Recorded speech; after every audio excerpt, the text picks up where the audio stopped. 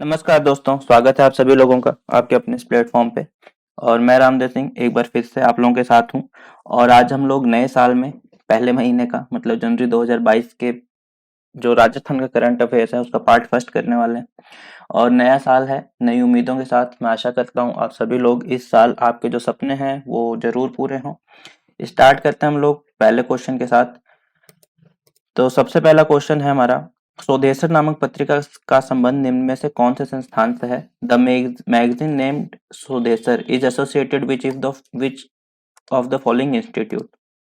संस्था कह लो, संस्थान कह लो, ठीक है।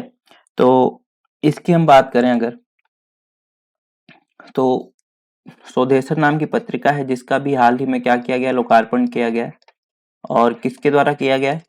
राजस्थानी भाषा विभाग।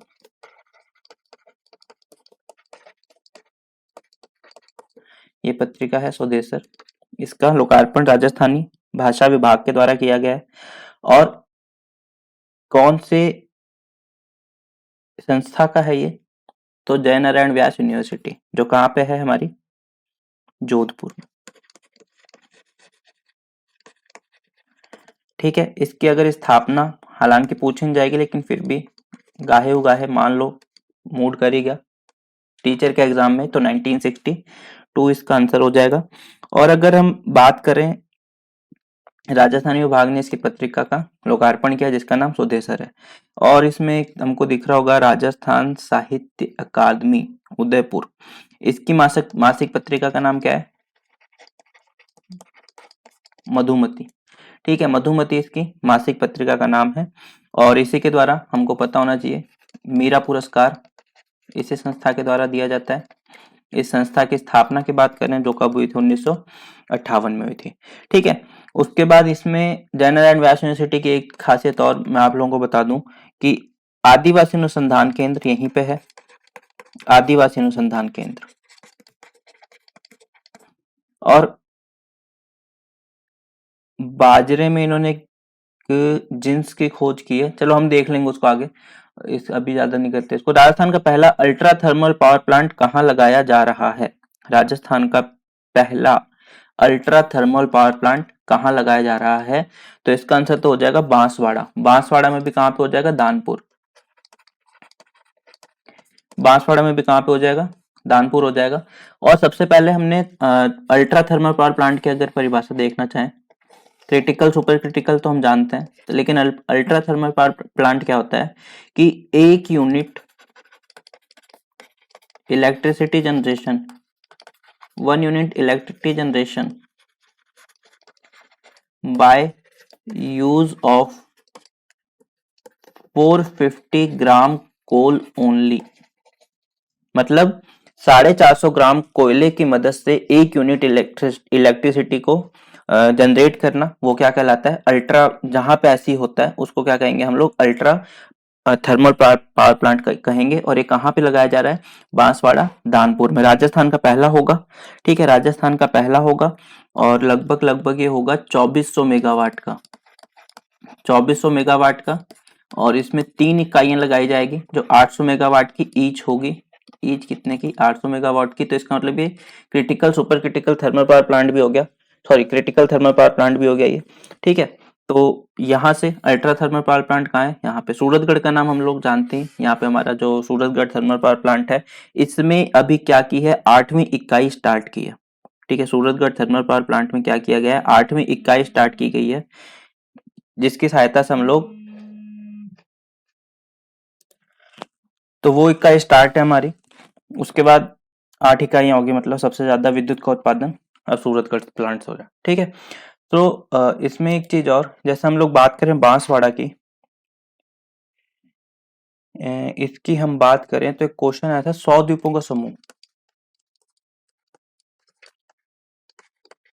सॉरी 100 द्वीपों का शहर, ये पूछा था रीट के किसी पेपर में पूछा था, अभी जो हुआ था रीट का, जिसपे अच्छा खासा बवाल भी चल रहा है। ठीक है, 2021 रीट में जो एग्जाम हुआ था, आई थिंक लेवल 2 में पूछा था, मेरे को इतना कंफर्म नहीं है लेकिन पूछा जरूर था किसी एग्जाम में ये। देन यहाँ पे एक चीज और, अगर मक्का अनुसंधान केंद्र पूछा जाए, मक्का अनुसंधान केंद्र पूछा जाए तो वो भी कहाँ पे है, बांसवाड़ा में।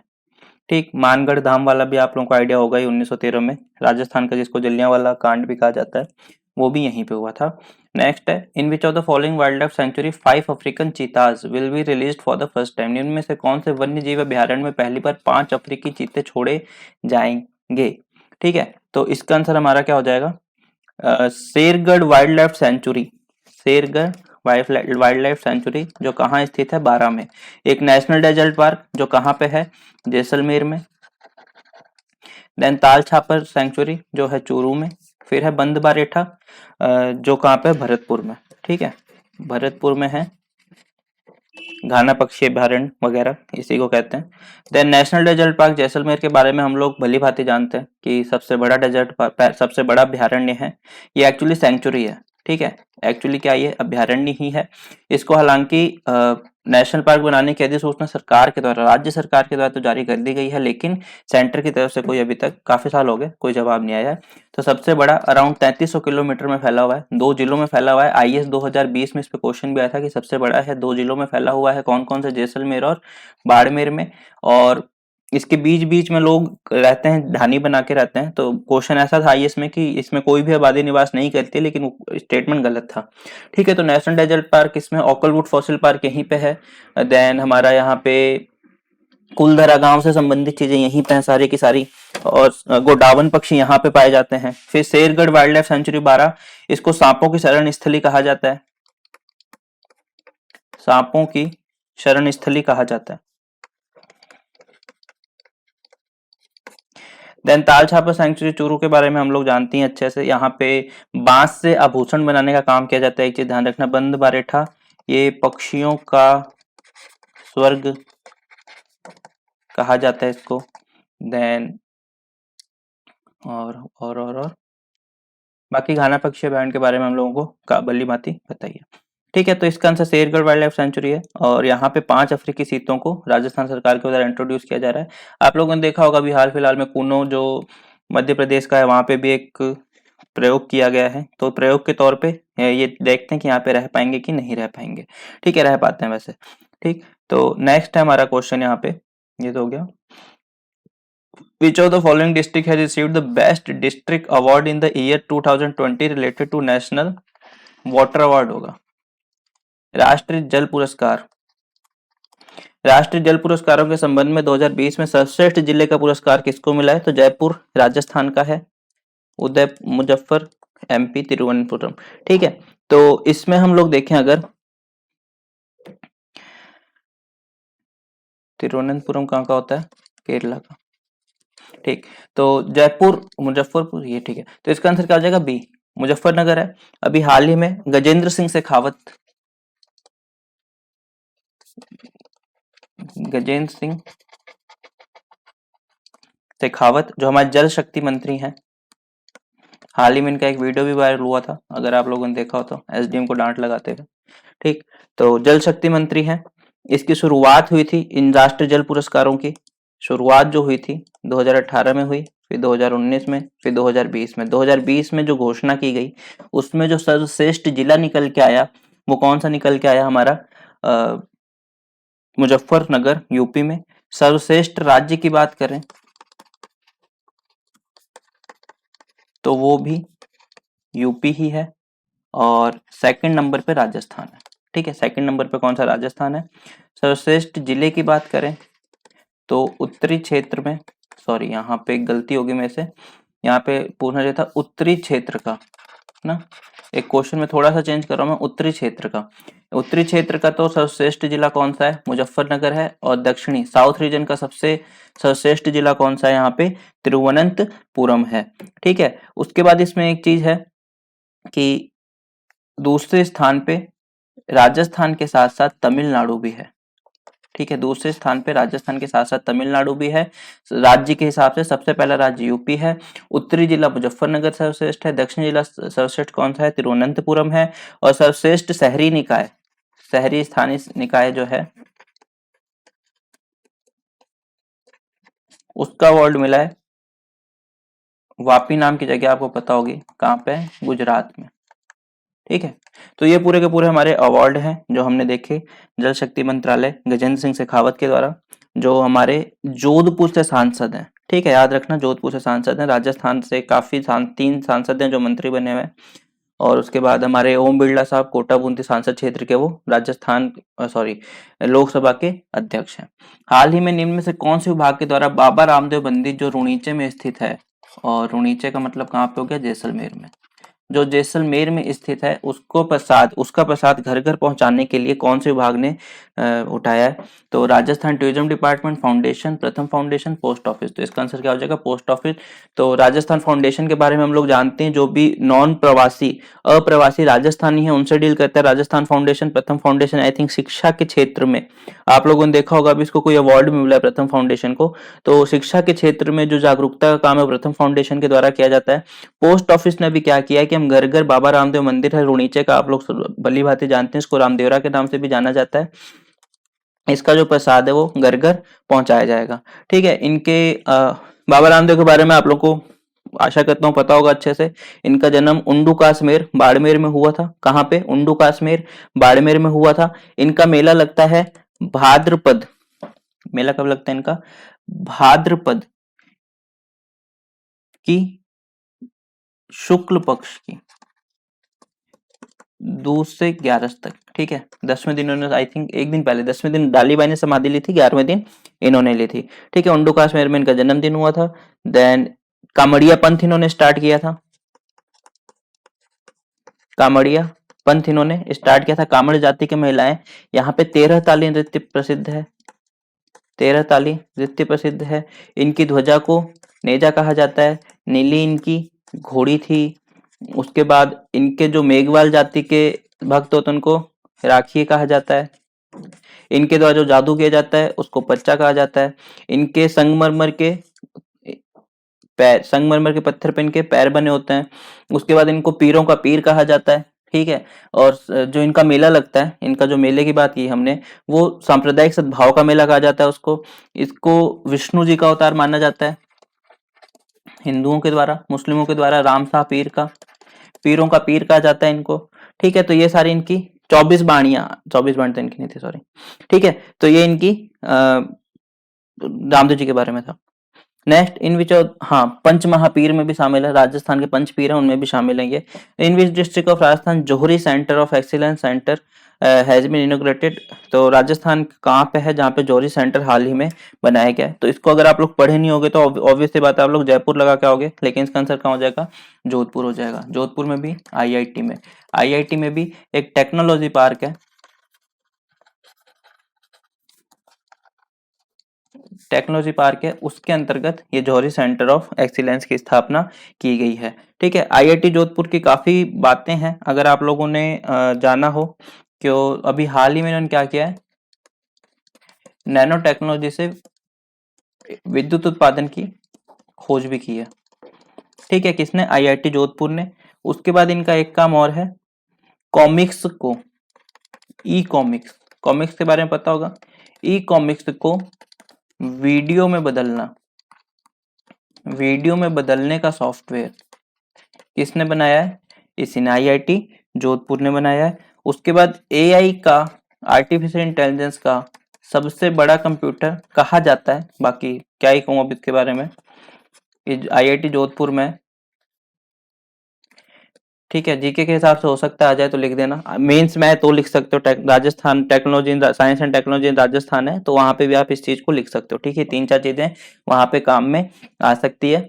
उसके बाद हमने एक्सीलेंस सेंटर की काफी पहले बात की है काफी वीडियोज में, जैसे कि बाजरे का जोधपुर में है, उसके बाद अनार का बस्सी चित्तौड़गढ़, खजूर का डेट्स कहते हैं जिसको, ये जैसलमेर में सगरा भोजका नाम की जगह पे। देन सीताफल का चित्तौड़गढ़ में। ठीक है, मैं बहुत बार 3-4 बार बता चुका हूँ पीछे, तो वहां देख लेना। और संतरे का झालावाड़ में, ऐसे कर करके हैं। फिर राजस्थान में परिवर्तन प्रोजेक्ट का संबंध निम्नलिखित में से किससे है, राजस्थान में परिवर्तन प्रोजेक्ट का संबंध निम्नलिखित में से किससे है। तो परिवर्तन प्रोजेक्ट की बात करें तो इसका संबंध आ जाता है हमारा डिजिटल क्लास से। ठीक है, आखिर क्या है ये, तो इसकी हम बात करें, एक बैंक है HDFC, जिसकी स्थापना हुई थी 1994 में, और इसको दर्जा दिया गया था, मतलब व्यवसायिक दर्जा दिया गया था 1995 में। इसके द्वारा एक परिवर्तन प्रोजेक्ट स्टार्ट किया गया,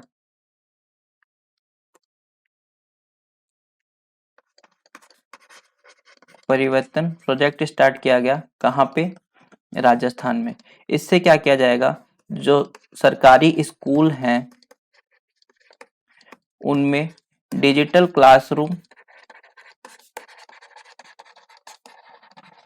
बनाए जाने की बात की गई है। ठीक है, तो ये था हमारा परिवर्तन प्रोजेक्ट के बारे में, जो हमने देख लिया, ठीक ठाक है। बाकी बैंक के बारे में ज्यादा क्यों देखना, जरूरत ज्यादा है नहीं। उसके बाद एक एक व्यक्ति दिखाई दे रहे होंगे, इनके बारे में बहुत ज्यादा नहीं बताना चाहूंगा, बस ये बताऊंगा, वीरेश कुमार भावरा इनका नाम है, जो क्या है, अभी हाल ही में पंजाब के DGP बनाए गए हैं। पंजाब के बनाए गए हैं, तो यहाँ पे क्यों नाम है, क्योंकि ये भरतपुर के हैं। ठीक है, कैडर पंजाब मिला होगा इनको, ऑब्वियस सी बात है IPS में, लेकिन ये किससे बिलोंग करते हैं, भरतपुर से बिलोंग करते हैं। तो भरतपुर में आप लोगों को एक चीज मैं बता दूं, कोरोना दिवंगत स्मृति उद्यान, ठीक है, अभी मैं उद्यान की बात करूंगा, तो कोरोना में जो मर गए हैं उनकी स्मृति में उद्यान या पार्क बनाया गया है, कहाँ पे, भरतपुर में। ये थोड़ा सा लेटेस्ट है, याद रखना। बाकी आप लोगों को बंसीधर की पहाड़ियां मैंने बता ही दिया है, राम मंदिर के लिए जो जा रही है वो भरतपुर से बिलोंग करती है, सिम्को वैगन फैक्ट्री सेवर में सरसों अनुसंधान केंद्र वगैरह, बंद बारेठा की अभी हमने बात की थी, पक्षियों का स्वर्ग कहा जाता है, तो ये सारी चीजें हमने देख ली थी। फिर एक है हाल ही में राजस्थान सरकार के द्वारा सार्वजनिक वितरण प्रणाली, जिसको PDS सिस्टम कहा जाता है, का आधार निम्न में से कौन से कार्ड को बना दिया गया। देखो, मैं एक बात करना चाहूंगा इसके बारे में, पहले इसका आंसर बताता हूँ। ठीक है, थोड़ा सा हार्ड नोट हो सकता है सरकार के लिए, हल्का सा, मैं बहुत ज्यादा नहीं कहना चाहूंगा, कि यहाँ पे एक आप चीज देखना, जैसे इसका आंसर तो मैं आपको बता दूं, जन आधार कार्ड हो जाएगा। ठीक है, तो आधार कार्ड के बारे में सबको पता है, 12 डिजिट का एक कार्ड है, जो हमको देश में अपनी पहचान के तौर पे आजकल यूजुअल हो गया, लोग यही दिखाने लग गए।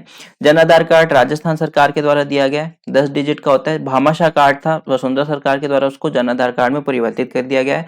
अब राजस्थान की जो सुविधाएं हैं किसी भी योजना की, तो उसको जन आधार कार्ड के हिसाब से दिया जाता है। राशन कार्ड लेके जाओगे, मना तो कोई करेगा नहीं, लेकिन फिर भी अब इसको किसका जन आधार कार्ड इसमें कर दिया गया। जन आधार कार्ड में हम लोगों को पता होगा, इसकी जो मुखिया होती है, इस पे एक कार्ड बनता है, उस पे मुखिया का नाम होता है, फोटो मुखिया की होती है, और पीछे या साइड में कहीं पे बाकी के मेंबर की फोटो और नाम और उम्र लिखे रहता है। मुखिया 18 वर्ष की अगर घर में महिला है या उससे ऊपर की, तो उसको ही बनाया जाएगा, और पुरुष जो है वो 21 वर्ष से अधिक होने चाहिए, अगर उन पे अगर मुखिया बनाया जाता है तो। एक नंबर एक कार्ड एक पहचान इसका स्लोगन था। इसकी शुरुआत की गई थी, किसकी बात कर रहा हूं मैं, जन आधार कार्ड की, 18 दिसंबर 2019 के दिन। ठीक है, आई थिंक सरकार का 1 साल पूरा हो गया था कार्यकाल का, उस दौरान इसको शुरू किया गया था। ठीक है, तो ये हमारा इसमें क्या कहते हैं इसको, ठीक है, इसको आधार बना दिया गया, जन आधार कार्ड को। उसके बाद हम बात करें PDS की, इसके बारे में आपको पता ही होगा सब कुछ, कि पहले बांटा जाता था, फिर राष्ट्रीय खाद्य सुरक्षा अधिनियम आया 2013 में, वो UPA सरकार के द्वारा लागू पास किया गया था, जिसमें प्रति व्यक्ति प्रतिमाह 5 किलो अनाज, जिसमें 3 रुपए किलो चावल होता है, 2 रुपए किलो गेहूं होता है, 1 रुपए किलो मोटा अनाज होता है। मोटा अनाज डिपेंड करता है कौन से राज्य में हो आप। अब मैं ये कहना चाह रहा हूँ, जैसा आप लोगों ने केस देखा होगा, जो सेंट्रल गवर्नमेंट है उसने आधार कार्ड को कंपलसरी बना दिया था, कि अगर आपको कोई भी सुविधा लेनी है सरकार के द्वारा चलाई जा रही योजनाओं की, तो आधार कार्ड आपके पास होना चाहिए। सुप्रीम कोर्ट ने ऑर्डर दिया, काफी राज्यों ने इसका विरोध किया कि नहीं, ऐसा नहीं, ऐसा नहीं, ऐसा नहीं, ऐसा नहीं, और सुप्रीम कोर्ट ने भी ऑर्डर दिया कि आप ऐसा मैंडेटरी नहीं कर सकते, इसके साथ में और कोई विकल्प भी रखो। लेकिन धीरे धीरे हम देख रहे हैं कि हम लोग जैसे जैसे इसकी आदी होते जा रहे हैं। ठीक है, आधार कार्ड एक सिंपल चीज है, कहीं पे भी काम आ जाता है, कुछ भी करने जाओ तो ये चीज काम आ जाती है। ठीक है, तो कोई प्रॉब्लम नहीं है इसमें। अब उसी चीज का जिसने विरोध किया था वही क्या कर रहे हैं, जन आधार कार्ड को कंपलसरी कर रहे हैं। जैसा आप लोग देखोगे, राजस्थान सरकार की काफी योजनाएं हैं, तो उसमें से आई थिंक छात्रवृत्ति योजना है एक आधी, या आपको अगर अनुप्रति कोचिंग योजना का आई थिंक लाभ उठाना है, तो उसमें जन आधार कार्ड मांगते हैं, उसके बाद ही एंटर हो सकते हैं। तो ये वाली जो बात होती है ना, इसको इंग्लिश में हाइपोक्रेटी कहते हैं, जो भी कहते हैं, मेरे को एक वो वर्ड याद नहीं आ रहा, तो वो चीज नहीं होनी चाहिए। ठीक है, हम बात करते हैं कोऑपरेटिव फेडरलिज्म की। अगर सेंटर को मना किया है सुप्रीम कोर्ट ने, तो आप भी उस हिसाब से चलो। अगर आप लोग चाहते हो कि हम इस हिसाब से चलें, तो फिर सेंटर का विरोध मत करो। ठीक है, हालांकि मैं विरोध किसी मतलब पार्टी की तरफ से, सरकार की, मैं बस सरकार के थोड़े से एक्शन की बात बता रहा हूँ। बाकी ठीक है, जो हो रहा है लोगों का बन ही रहा है, फ्री में बनता है, सबसे बड़ी बात। आधार भी फ्री में बनता था, जन आधार भी फ्री में बन रहा है। ठीक है, जो भी सरकार की मंशा रहती है इसके लिए, उस हिसाब से। बाकी यही बताना था मेरे को इसके बारे में। According to new system, who among the following has the right to allotment of land to gram panchayat.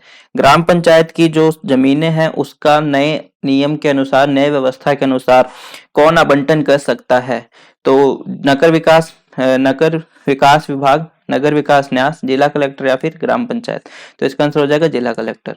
अभी तक कौन करता था? नगर विकास विभाग के अंतर्गत कौन आता है? यूआईटी। ठीक है, और यूआईटी क्या करती थी? ग्राम पंचायत की भूमिका, ग्राम पंचायत की भूमिका करती थी ये आवंटन।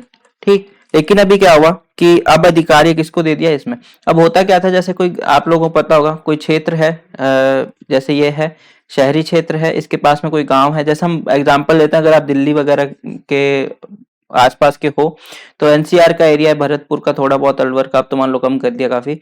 तो निमराना भिलवाड़ी है, भिवाड़ी सॉरी। तो उस पे किसका असर पड़ा है? जो अर्बनाइजेशन दिल्ली में, उसका असर पड़ा है, उस वजह से काफी डेवलप्ड हो चुका है ये।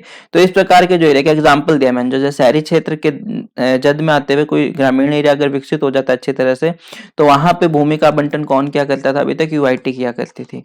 ठीक है, लेकिन यूआईटी में आप देखोगे तो आई थिंक इसका जो अध्यक्ष होता है वो जिला कलेक्टर ही होता है। बाकी और भी होते हैं इसके, लेकिन आई थिंक जिला कलेक्टर ही होता है, तो इसलिए इसको जिला कलेक्टर को पावर दे दी। क्यों? अभी इसमें क्या हुआ था, आप लोगों ने देखा होगा कि राजस्थान में प्रशासन शहरों के संग, प्रशासन गांवों के संग एक अभियान चलाया गया था। प्रशासन शहरों के संग और गांवों के संग। स्टार्ट तो हुआ था 2 अक्टूबर से, दोनों ही 2021 से। तो शहरों वाला तो चलेगा 31 मार्च 2022 तक, और गांवों वाला बंद हो गया। वो आई थिंक 17 दिसंबर तक चला था कि 18 दिसंबर तक चला था, तो वो बंद हो गया और ये चल रहा है। तो इसमें क्या हुआ था, हम पट्टे बांधेंगे, लेकिन आप हर एक जिले की हालत देखोगे, 100 पट्टे, 200 पट्टे, ऐसे पट्टे बांटे गए, और 1 लाख 2 लाख पट्टे बांटने की बात की गई थी। इवन लोकल न्यूज में मतलब डेली देखता हूँ, तो आप लोग देखोगे उसमें कि मास्टर प्लान तैयार नहीं था इनके पास, कि शहरों का मास्टर प्लान क्या होगा। जब स्टार्ट हो गया तो नगर निगम को कहा गया मास्टर प्लान बनाओ, यूआईटी को कहा गया मास्टर प्लान बनाओ, वो मास्टर प्लान बना रहे हैं। फिर मास्टर प्लान में ये आया कि भाई सड़कें इतनी होनी चाहिए चौड़ी, आई थिंक 40 फीट के आसपास थी कि 20 फीट के आसपास थी, कि उससे ज्यादा, उससे कम सड़क अगर छोड़ी होगी तो हम बना नहीं सकते, शहर का पट्टा नहीं दे सकते। फिर उसको कम कर कुरा के पता नहीं अब 6 फुट किया है कि 10 फुट किया है। मतलब उसको उस टाइम पे इतने संशोधन हुए, इतना कुछ हुआ। और अगर मैं आप लोगों को बीकानेर नगर निगम की बात बताऊं, तो यहाँ पे 106 के आसपास पट्टे भी मुश्किल से जारी हुए थे, आवेदन आए थे जितने भी। लोगों ने आवेदन भी देखो नहीं किए, क्योंकि डीएलसी रेट बहुत ज्यादा है। पट्टे दे कहना कि हम बांट देंगे वो ठीक है, अलग बात है, लेकिन लोगों के पास उतना पैसा भी होना चाहिए पट्टे लेने के हिसाब से, क्योंकि यहाँ पे जो कब्जे हुए हैं, जमीन इतनी ज्यादा उपजाऊ है नहीं वेस्टर्न राजस्थान में, और लोगों ने थोक के भाव जमीनें कब्जा कर रखी है। अगर आप लोग इसका पट्टा कराने चलोगे तो जितनी की जमीन की कीमत नहीं होगी, उसकी आधी रेट की तो आपकी पट्टे की कीमत हो जाएगी। तो लोग उस चीज को भी, उस वजह से भी आगे नहीं आना चाह रहे हैं। अगर हम बात करें पट्टे कौन से नियम के तहत दिए जाते हैं, तो 69A जो नगर पालिका कानून 2009 में बना हुआ है। ठीक है, 69A नगर पालिका कानून 2009 में। फिर भू रूपांतरण, आप देखते होंगे, आप लोगों को आजकल कॉलोनी काट काट के देते होंगे, ये परियोजना, ये कॉलोनी, वो कॉलोनी, तो उसमें लिखा होगा 90A के तहत। उसमें तो 90B लिखा होता होगा, 90B के तहत, लेकिन 90A के तहत रियल में होता है। और ये राजस्थान भू राजस्व अधिनियम 1956 के तहत है। 90B में बस अप्लाई करते हैं, लेकिन अप्रूव किसके तहत होता है? 90A के तहत होता है। तो लिखते हैं 90B के तहत अप्रूव, 90B में सिर्फ अप्लाई किया जाता है, उसका रूपांतरण होगा कि नहीं होगा वो 90A के अनुसार होता है। ठीक है, तो पट्टे तो जारी किए 69A राजस्थान नगर पालिका कानून 2009 के तहत। और भू रूपांतरण किया जाता है 90A के तहत राजस्थान भू राजस्व अधिनियम 1956। आई थिंक मैंने ये जो हमारा आरएस वाला कोर्स है उसमें राजस्थान भू राजस्व अधिनियम है उसके तहत ये चीज डिस्कस की है कि कहाँ पे कैसे आवेदन दिया जाता है और बाद में कैसे पट्टा जारी किया जाता है। नेक्स्ट है recently in which city of Rajasthan 108 bike ambulance has been started. हाल ही में राजस्थान के कौन से शहर में 108 बाइक एम्बुलेंस स्टार्ट की गई है? तो जोधपुर में की गई है। तो बाइक एम्बुलेंस का क्या होता है? जैसे कि पूरी बड़ी एम्बुलेंस जा रही है वो तो कोई ट्रॉमेटिक केस हुआ है वहां पे जाने में आसानी रहती है, लेकिन ये क्या है इसमें ट्रैफिक वगैरह का ट्रैफिक कंजेशन वगैरह वगैरह छोटी गलियों में न जा पाना। लेकिन बाइक क्या है जल्दी से निकल जाती है, इधर उधर लहराते हुए निकल जाएंगे बाइक वाले, और तंग गलियां होंगी उसमें भी घुस पाएंगे, उसमें भी जा पाएंगे। तो आप लोग देख रहे हैं कि साथ में इतना कुछ लेके चल रही है, ऐसा नहीं कि इस पे किसी को बिठा के ले आएंगे। ये देखो साइड में मैं आपको दिखाता हूँ आज ये तो जयपुर की है, ठीक है, जयपुर में पहले स्टार्ट हो चुकी है, मैंने हाल ही में लिखा रिसेंटली कहाँ पे हुई है, वो जोधपुर में हुई है, जो जयपुर में स्टार्ट हो चुकी थी। ये दिख रहा है आपको, दो ऑक्सीजन सिलेंडर रहेंगे इसमें साथ में, ठीक है, अगर किसी को ऑक्सीजन वगैरह की प्रॉब्लम हो तो 2 ऑक्सीजन सिलेंडर रहेंगे। और इसमें 26, ये दिख रहा है आपको ये डब्बा, इसके अंदर 26 दवाइयां रहेगी, 26 मेडिसिन्स इसके अंदर मुहैया कराई जाएगी, ठीक है। तो बाइक एम्बुलेंस 108 हाल ही में कहाँ पे की गई है? यहाँ पे। बाइक भी मेरे को अच्छी दिखाई दे रही है, एंडेवर वगैरह दिख रही है मुझे, ये चलाने वाले को भी थोड़ी आसानी होनी चाहिए। ऊपर एक कॉपी वॉपी रखी है, आई थिंक रजिस्ट्रेशन वगैरह करेंगे। तो अच्छी मुहिम है सरकार की, लेकिन यह है कि आप लोगों ने अगर मेडिकल की स्थिति देखी होगी तो एम्बुलेंस ही टाइम पे नहीं पहुंच पाती, ठीक है, वो नाटक करते रहते हैं बैठ के, नहीं ऐसे नहीं वैसे नहीं। तो इस एम्बुलेंस की तो क्या ही कहना। नेक्स्ट क्वेश्चन क्या है? राजस्थान के कौन से विश्वविद्यालय ने लता मंगेशकर और एम.एस. स्वामीनाथन को 28वें दीक्षांत समारोह में मानद उपाधि देने की घोषणा की है? तो आई थिंक इसका आंसर हो जाएगा जय नारायण व्यास विश्वविद्यालय जोधपुर ने, ठीक है। बस इसको याद रखना, बहुत ज्यादा इसमें दिमाग लगाने की जरूरत है नहीं। इनका याद रखना, एम.एस. स्वामीनाथन कहाँ पे गए, ये रहे, इनके बारे में हमको पता होना चाहिए। राजस्थान भारत में हरित क्रांति के जनक, जो ग्रीन रिवॉल्यूशन आया था, इन्हीं को कहा जाता है। रेमन मैग्सेसे अवार्ड मिला हुआ इनको। उसके बाद लता मंगेशकर जी को 2001 में भारत रत्न से सम्मानित किया गया। अभी हाल ही में इनकी तबीयत भी बिगड़ी थी, लेकिन सकुशल होकर वापस घर पे आ चुके हैं। आई थिंक इनकी एज भी 94 ईयर्स की हो चुकी है, ठीक है। फिर उसके बाद एक चीज है पीएम गति शक्ति, प्रधानमंत्री गति शक्ति मास्टर प्लान। इससे पहले नेशनल पाइपलाइन प्लान आया था, ठीक है। तो पाइपलाइन का जो पैसा है गति शक्ति में डालेंगे, और गति शक्ति से क्या करेंगे, रोडवेज कैपेसिटी इंक्रीज की जाएगी, 200 नए एयरपोर्ट, हेलीकॉप्टर, वाटर एयरडोम बनाए जाएंगे, रेलवे ट्रांसपोर्ट कार्गो कैपेसिटी बढ़ाई जाएगी, ट्रांसमिशन नेटवर्क बिजली का बढ़ाया जाएगा। उसके बाद रिन्यूएबल एनर्जी मतलब सोलर एनर्जी और इसकी बढ़ाई जाएगी, और वाईफाई मतलब नेट से कनेक्ट किया जाएगा, मेगा फूड पार्क बनाए जाएंगे वगैरह वगैरह। पीएम गति शक्ति योजना के तहत ये सारी बातें की गई है, ठीक है। अब मैं यहाँ पे आपको क्यों बता रहा हूँ, आप लोग सोच रहे होंगे, तो अभी इसको क्लियर कर देता हूँ। इसी योजना के तहत जो इंफ्रास्ट्रक्चर की बात की गई है उसमें क्या किया जाएगा, भारत का जो डीएमआईसी प्रोजेक्ट है उसको बढ़ावा दिया जाएगा, यहीं से इसमें क्या किया जाएगा, पैसा डाला जाएगा, ठीक है। ये डीएमआईसी प्रोजेक्ट है, कहाँ से कहाँ तक है ये हमको दिखाई दे रहा है। ये यूपी में स्टार्ट होता है, उसके बाद राजस्थान में खुदखेड़ा भिवाड़ी। देखो मैं बताऊं, एक एग्जाम में इसका क्वेश्चन आया था कि निम्न में से कौन सा इंडस्ट्रियल एरिया इन्वेस्टमेंट रीजन, याद रखना, ठीक है। तो इन्वेस्टमेंट रीजन तो खुदखेड़ा भिवाड़ी है और अजमेर किशनगढ़ है, ठीक है। और इंडस्ट्रियल एरिया कौन सा है, जयपुर दौसा, पाली मारवाड़। पाली मारवाड़ के बारे में आई थिंक पूछा गया था पेपर में, और राजस्थान भीलवाड़ा, ये क्या है इसका इंडस्ट्रियल एरिया है। और इन्वेस्टमेंट रीजन कौन से हैं, 2 हैं, ठीक है। तो इसका जो पूरा का पूरा डेवलपमेंट किया जाना है वो इसके पीएम गति शक्ति से इसको पैसा मिलेगा। डीएमआईसी क्या होता है, दिल्ली मेट्रो इंडस्ट्रियल कॉरिडोर बनाया जा रहा है पूरा का पूरा, जो राजस्थान से होकर निकल रहा है। राजस्थान में रिको के द्वारा इसका संचालन किया जाता, और रियल में किसके द्वारा, जापान के द्वारा फंडेड है। रिको से भी बाद में, अभी थोड़े दिन पहले मैंने बताया था, इसको रिडको में बदल दिया गया। रिडको में क्या हो गया है कि जो रिको की शेयर है वो 51% है, और सेंटर के मतलब राज्य केंद्र सरकार के जो सेंटर है 49% है। तो अब रेडको नाम की संस्था इसको राजस्थान के तहत देख रही है, राजस्थान में जो भी हो रहा है रेडको संस्था के द्वारा किया जाता है। फिर एक क्वेश्चन और है, गणतंत्र वर्ष 2022 में गणतंत्र दिवस पर दिल्ली के राजपथ पर राजस्थान की कौन सी कला का प्रदर्शन किया जाएगा? टेबल मतलब इसको झांकी कहा जाता है, ठीक है, अलग अलग जगह की झांकी आती है। जयपुर परिकोटा, नाथद्वारा की पिछवाइयां, उस्ता कला, सोजत की मेहंदी। सोजत की मेहंदी को हाल ही में राजस्थान में क्या मिला है, अभी जीआई टैग मिला है। उस्ता कला बीकानेर की फेमस है, जो क्या किया जाता है, ऊँटों के बालों को काट के उस अलग-अलग चित्रकारी की जाती है, वो उस्ता कला होती है। नाथद्वारा राजसमंद नाथद्वारा मंदिर की फेमस है पिछवाइयाँ, जिसको सांझी कला भी कहा जाता है। सांझी क्यों, केले की इस पे अधिकता होती है, इस वजह से इसको सांझी कला कहा जाता है। राजस्थान का जो परीकोटा है, जिसको यूनेस्को की वर्ल्ड हेरिटेज साइट में घोषित किया गया था बाकू में, जब यूएन की मीटिंग हुई थी, आई थिंक 2019 दिसंबर की बात है ये, तो ये उसमें शामिल किया गया था। लेकिन अब हमें देखना है कि अभी हाल ही में इसका आंसर क्या हो जाएगा, तो नाथद्वारा की पिछवाइयाँ इसका आंसर हो जाएगा। इस परीकोटे की झांकी की गई थी, 2020 में शामिल की गई थी।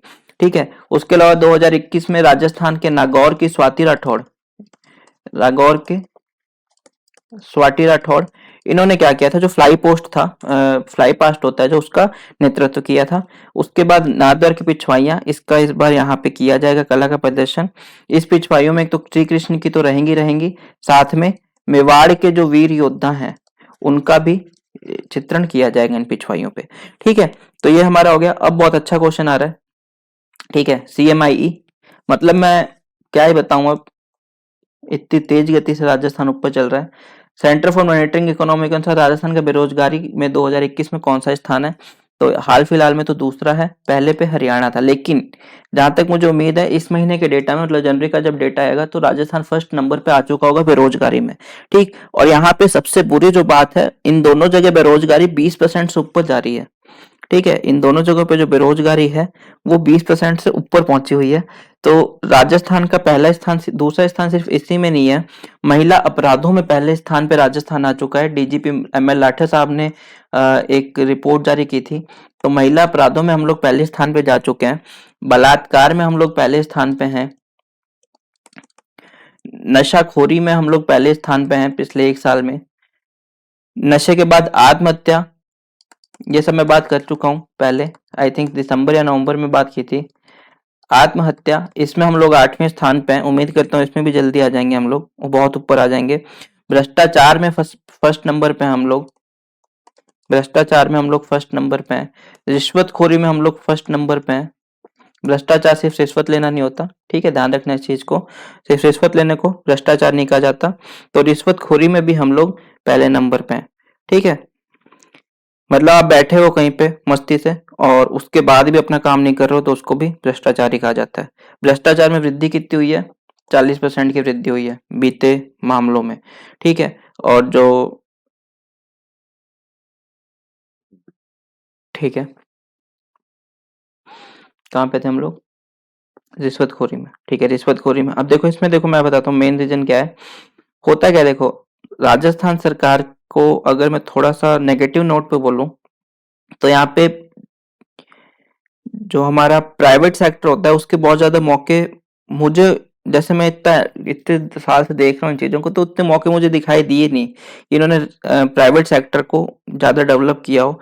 जैसा कि हम देखेंगे हरियाणा में गुड़गांव, दिल्ली में दिल्ली तो मान लो पूरा ही है, यूपी में अगर हम लोग इधर आ जाए तो नोएडा, ग्रेटर नोएडा, ये सब हो गए। उसके बाद हरियाणा में फरीदाबाद वगैरह हो गया, और थोड़ा सा नीचे आएंगे तो भोपाल हो गया हमारा, सॉरी इंदौर हो गया, और उसके बाद थोड़ा सा और नीचे बाकी साउथ तो पूरा है ही, चेन्नई, बेंगलुरु, ये सब अच्छे अच्छे हो रखे हैं।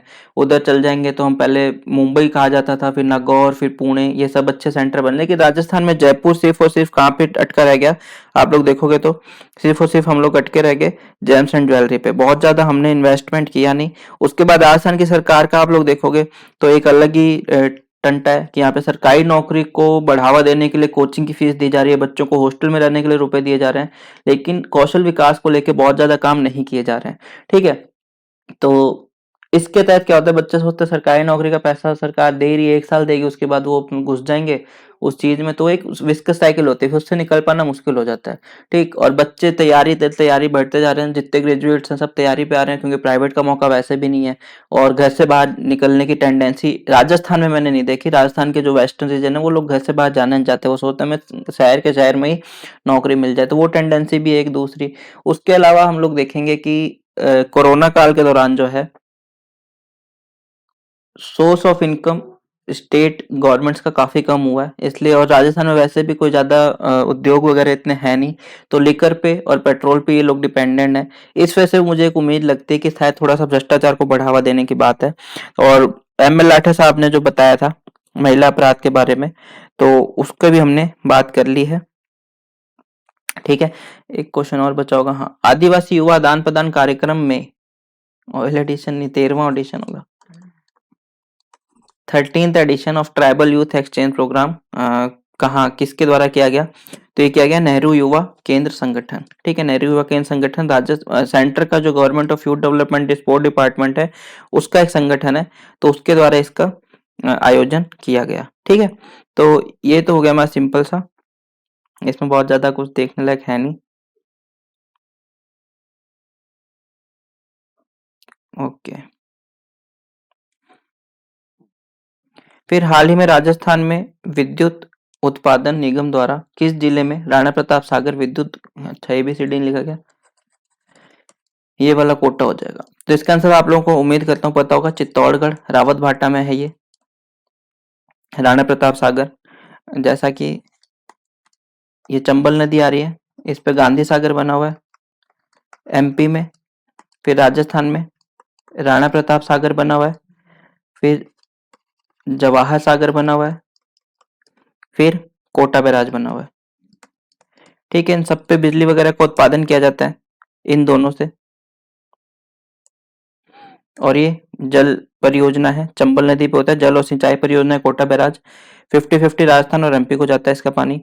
यहाँ पे राणा प्रताप सागर पे 4 इकाइयां थी जो 2019 से बंद थी, लेकिन अब वापस से स्टार्ट हो चुकी हैं। 4 इकाइयां थी 172 मेगावाट की आई थिंक, तो 4 से भाग लगाओगे, 4 चौक 16, 43 मेगावाट की ईच थी, मतलब सारी प्रत्येक 43 मेगावाट की 4 इकाइयां थी, तो टोटल 172 मेगावाट का उत्पादन होता था। 2019 से बंद थी, लेकिन इसको वापस से स्टार्ट कर दिया गया, तो इसका आंसर क्या हो जाएगा? चित्तौड़गढ़ हो जाएगा। उसके बाद